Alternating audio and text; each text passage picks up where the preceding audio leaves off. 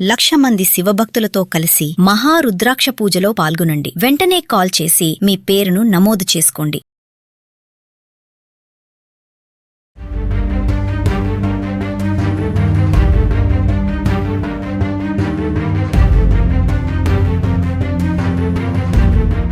Hi viewers, India's largest digital media network Suman టీవీకి స్వాగతం. ప్రస్తుతం మనతో ఉన్నారండి సైకాలజిస్ట్ డాక్టర్ మధు గారు ఉన్నారు.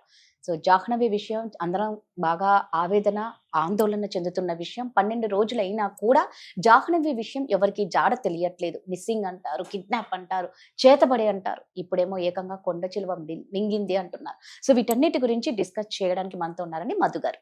మధు నమస్తే. నమస్తే అండి. నేను ఇందాక అన్నట్లు 12 రోజులు అయిపోయింది, జాహ్నవి జాడ అనేది తెలియట్లేదు. నిజంగా ఆ తల్లి బాధ వర్ణనాతీతం. ఫస్ట్ మిస్సింగ్ అన్నారు, తర్వాత కిడ్నాప్ అన్నారు, తర్వాత వచ్చేసి అమావాస్య వస్తుంది, చేతబడేమో చేస్తున్నారు, ఆ బిడ్డకి ఏదో చేశారు, కుక్క వచ్చింది, కుక్క చనిపోయింది, రకరకాలుగా అవుతుంది. ఇప్పుడేమో కొండ చిలువ మింగింది అంటున్నారు. వాళ్ళున్న ఇంటికి ఆ బిడ్డ వెళ్ళినంత ఎంత గ్యాప్ ఉంది, అసలు ఏం జరిగింటుంది, ఇది ఎవరు దీన్ని బయటికి రాలేకపోతున్నారు అసలు విషయం? ఇది చాలా చిన్న ప్లేస్ అండి, పైగా అడవి ప్రాంతం కాబట్టి కొండ చిలువ కూడా ఉండొచ్చు. ఎందుకంటే బాడీ పార్ట్స్ కానీ డ్రెస్ పీసెస్ కానీ ఏ ఎవిడెన్స్ దొరకట్లేదు. కంప్లీట్ గా బేబీ ఇన్ని రోజులు ఎక్కడో వెళ్ళి తనంత తాను బ్రతకలేదు, చిన్న పాప కదా. కాబట్టి ఒకవేళ కొండ చిలువ అది జరిగి ఉండొచ్చేమో. కానీ ఆ ఏరియాలో ఆ తోట యజమాని ఎవరు, అతని గురించి కూడా ఒకసారి మాట్లాడుంటే బాగుంటుందేమో కదా. తనకు కూడా డీటెయిల్స్ తెలిసి ఉంటుంది కదా. ఎక్కడ వరకు ఆ గ్రిల్ అంతా ఉంది, ఎక్కడి నుంచి బయటకు వెళ్ళడానికి ఉంది, పాప ఒకవేళ ఆ గ్రిల్ దాటి వెళ్ళుంటే ఎక్కడో ఒక చోట తగిలి ఉంటుంది కదా. అక్కడైనా కూడా మనం ఐడెంటిఫై చేయడానికి కూడా అవకాశం ఉండి ఉండొచ్చు. సో పోలీసులు ఇవన్నీ చేయకుండా ఉండిండరు, అన్ని చేసుంటారు. అయినప్పటికీ తెలియట్లేదంటే యానిమల్స్ ఉండే ఒక ఫారెస్ట్ కాబట్టి అలా కూడా మనం తీసుకోవచ్చు.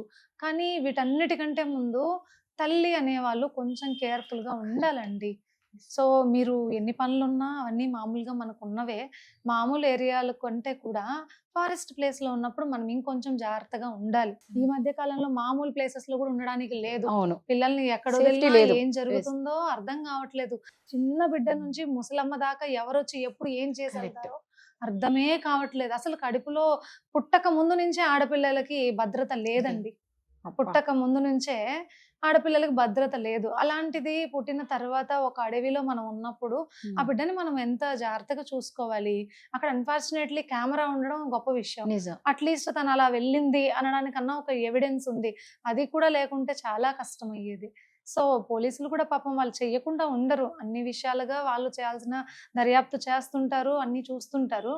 అయినప్పటికీ 12 days నుంచి దొరకట్లేదు అన్నది మాత్రం చాలా బాధాకరమైన విషయం. అది అంటే 500 మీటర్ల దూరమే అంటున్నారు కదా. 500 మందిని కూడా దింపేశారు రంగం సిద్ధమై. అయినా కూడా జాడ తెలియకపోవడం ఎంత విచిత్రంగా ఉంది అంటే ఇక ఏ టెక్నాలజీతో మనం ఇంకా ఏం తెలుసుకోగలం అనేది. ఖచ్చితంగా అండి, టెక్నాలజీ అయితే బాగా ఉంది, అడ్వాన్స్డ్ టెక్నాలజీ ఉంది. బయట కంట్రీస్ లో అంతా మొన్న మధ్య ఒక చిన్న పాప ఇలాగే మిస్ అయితే విత్ ఇన్ 10 minutes లో వాళ్ళు ఆ పాప ఎక్కడుంది అనేది ఐడెంటిఫై చేశారు.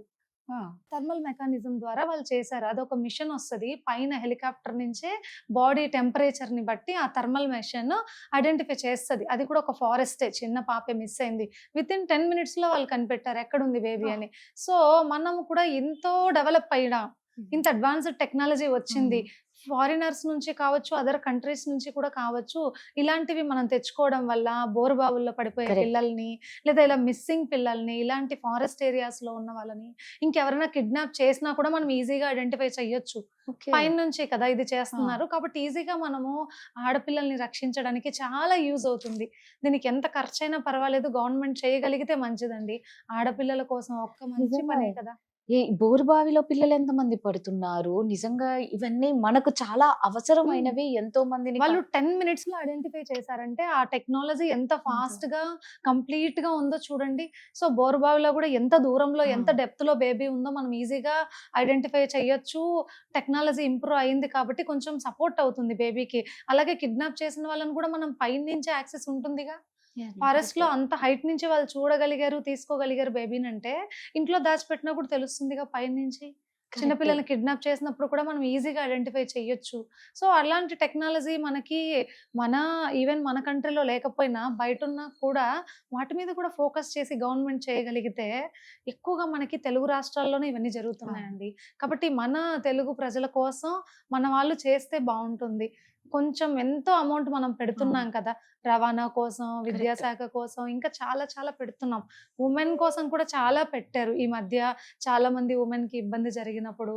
అలానే ఇది కూడా ఒక ఫండ్ చేయగలిగి మన పిల్లలకి పెడితే ఈజీగా జాహ్నవి లాంటి పిల్లల్ని మనం కాపాడుకోవచ్చు. మీరన్నట్టు అలాంటిది కన్నా ఉంటే ఒక పిల్లల్నే కాదు మనం పెద్దవాళ్ళని కూడా కాపాడొచ్చు కదా! అంటే హ్మ్. ఎంతో మంది అమ్మాయిల్ని కిడ్నాప్ అవును. చేస్తున్నారు హ్మ్. ఘోరంగా.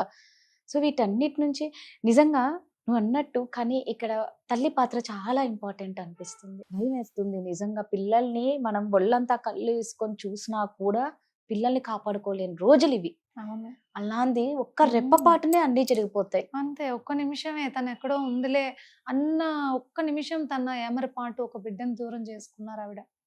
వాళ్ళ నాన్నతో పాటు వెళ్ళుండొచ్చు కదా! అని అవును. తననుకుని తన పని అవును. చేసుకుంటూ ఉండిపోయారు.